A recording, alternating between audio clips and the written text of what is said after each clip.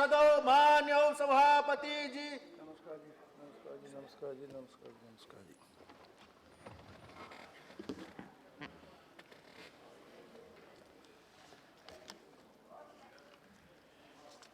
Yeah, the Constitution 122nd Amendment Bill 2014. Further consideration of the motion moved by Sri Arun Jaitley on 11th August 2015. You can, Honorable Minister.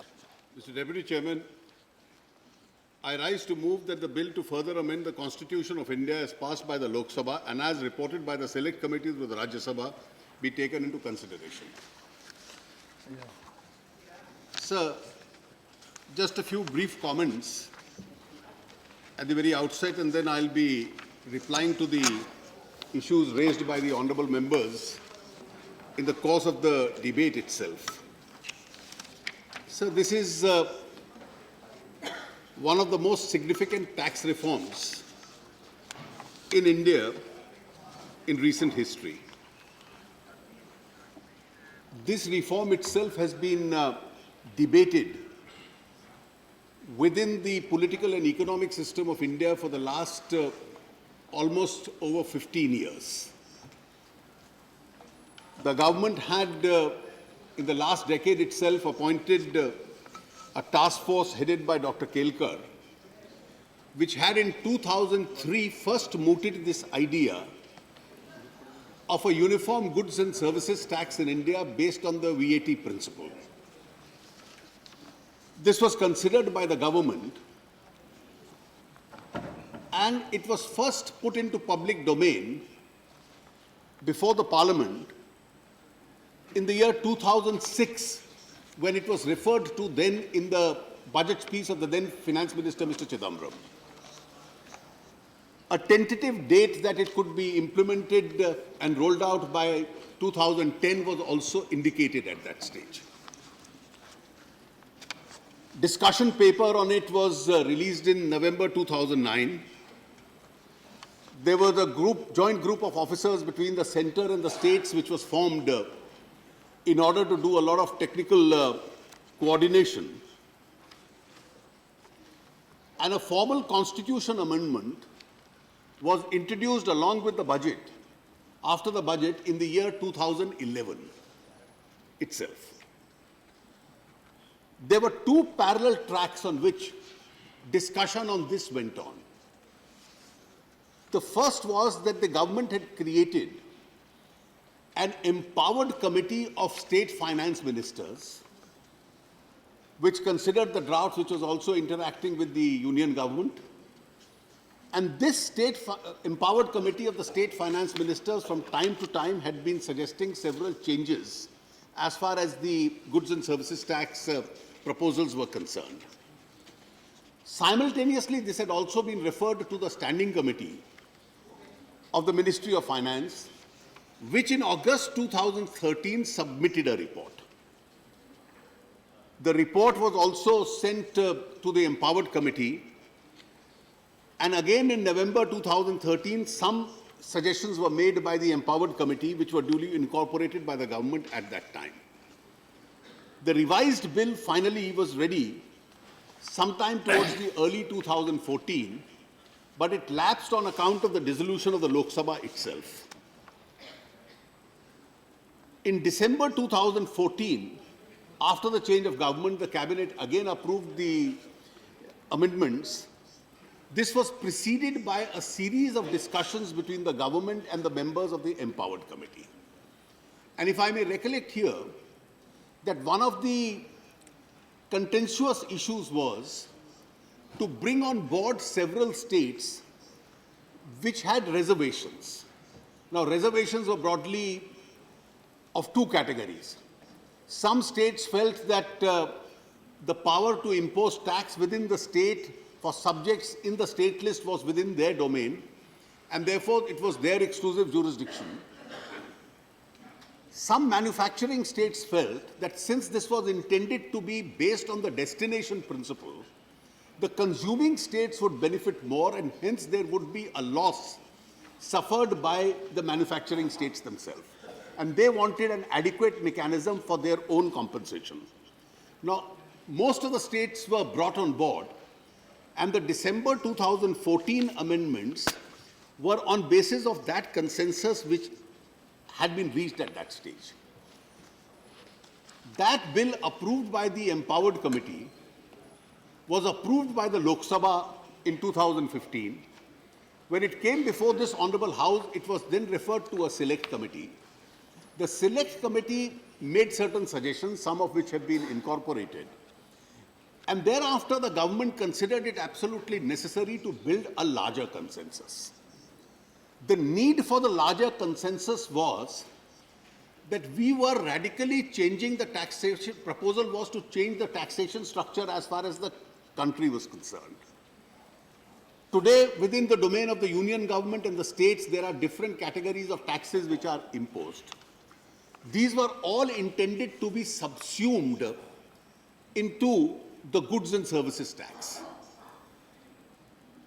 Now, for those who felt that this was surrendering their sovereignty, this was in fact pooling in of sovereignty of the states and the center so that we could have a system which was a far better and a more modern, conducive system which would help the assessees, which would raise larger revenues and eventually give a boost to the Indian economy itself. The merits of the system itself are that it would convert India into one uniform economic market with a uniform tax rate, bring about a seamless transfer of goods and services across the country, enable us to check evasion, and therefore enlarge the revenues as far as the center and the states are concerned. This would also be equitable in as much as the consuming states would also be benefited as far as their economy is concerned. Many economists and analysts believe that this would also give a boost as far as the growth rates in the country are concerned. It was therefore extremely important that before a bill of this kind, which brings about a major change, is concerned, there is a political consensus built up to the extent that it is possible. And therefore, once the Select Committee and earlier the Standing Committee had made their recommendations, the Empowered Committee of the State Finance Ministers was consulted from time to time to suggest various changes and improvements on the bill. Simultaneously, a process of dialogue with all major political parties in Parliament was also undertaken.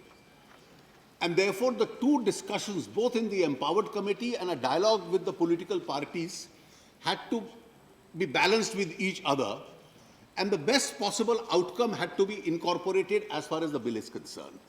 It was obvious that this exercise would take time, but I would say this has yielded effect, and there has been a large consensus building which has taken place, which is absolutely necessary in a bill of this kind for the simple reason that legislation of this kind can't be based on partisan considerations. Almost every major political party in the country is a part of the power structure in some part of the country or the other, or at least it is likely to be. And therefore, since this impacts across the center and the states, a larger political consensus was necessary, and therefore we have systematically worked towards that political consensus. And I'm extremely grateful to all the political parties whose members are present here. I am particularly grateful to Shri Ghulam Nabi Azad, the leader of the opposition, who was a part of the discussions that I had along with his colleagues on this subject, as also various political parties, chief ministers of almost all states, leaders of all political parties whom I discussed this issue with, and the Empowered Committee of the State Finance Ministers, that we've been able to achieve as far as a consensus as it is possible, if not unanimity, as far as the language and the spirit of this legislation is concerned. So the bill seeks to subsume, and I'll answer this, I'm sure the members will reflect on this, and if there are issues raised, I'll answer it in the reply. Various taxes as far as the central government are concerned and the state governments are concerned into a uniform goods and services tax. As a part of the consensus, the state strongly felt that alcohol had to be kept out. Many states felt that petroleum products be kept out. So the arrangement that has been made is that alcohol is not a part, at least portable, consumable alcohol is not a part of the GST. Technically, petroleum products are, but they are being zero rated. They will be brought within the taxation structure only once the empowered committee, which will subsequently convert itself along with the union government into the GST council itself, gives an approval to the idea. So the whole concept of the GST council is Indian federalism at play in the best possible mode. 2/3 of the voting power in the GST council belongs to the states. 1/3 of the voting power in the GST council belongs to the center. The votes required to settle a particular issue are 3/4. And therefore, necessarily the GST council has to work under a particular consensus. And therefore, the center and the states will have to work together.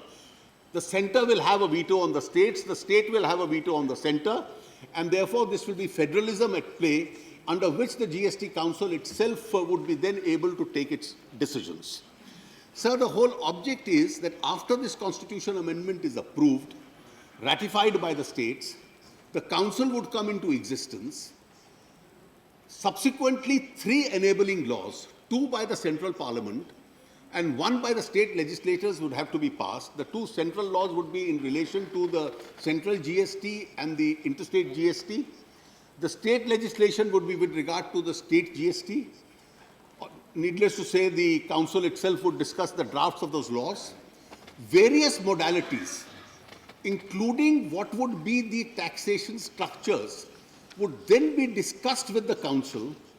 The operational modes, so that there is no overlapping left as far as the functioning of the GST is concerned, and that can be smoothened out, would all be areas which will then have to be smoothened out. And hopefully, once the council approves those legislations would be brought before this honorable house. Parallelly, the IT backbone, which is required to support the GST network, is also being prepared. It's at reasonably advanced stages.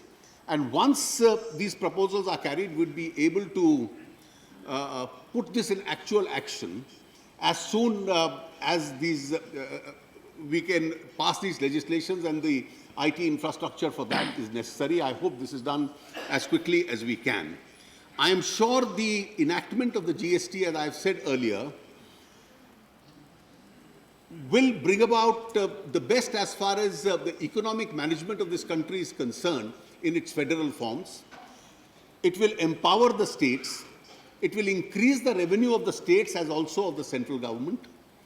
It will try and dissuade, discourage, and bring down levels of evasion.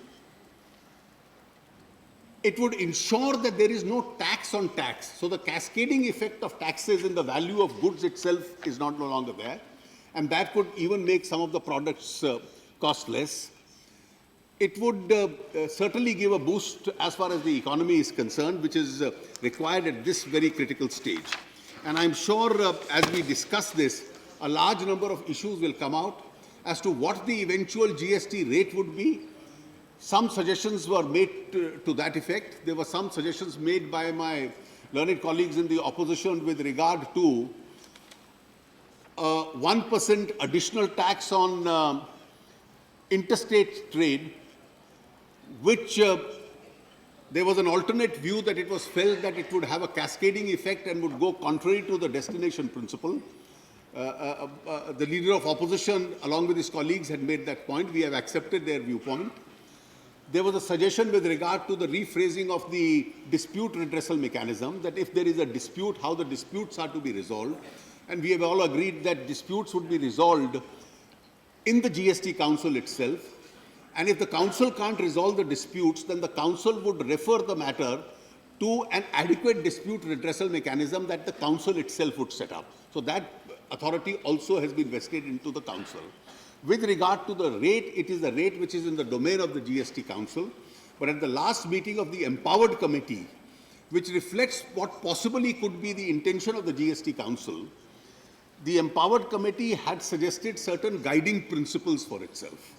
And one of the two guiding principles were that the rate of the taxation as it is leviable today, with the implementation of the GST, will gradually come down from its present level so that it is more citizen friendly. So that's the first step that they had suggested. The second was that the taxation should be adequate enough to maintain the present levels of taxation and to make sure that the central and the state governments are able to discharge their duties and obligations to the fullest with the amounts that they collect. Now, this is the guiding principle which the Empowered Committee, that is the intention of the state governments that they have set for themselves. With these few observations, sir, I commend the bill to this Honourable House for its acceptance. When issues are raised in the course of the discussion, I'll respond to them towards the end, sir. Okay. Thank you, Honorable Finance Minister. Thank you. Now,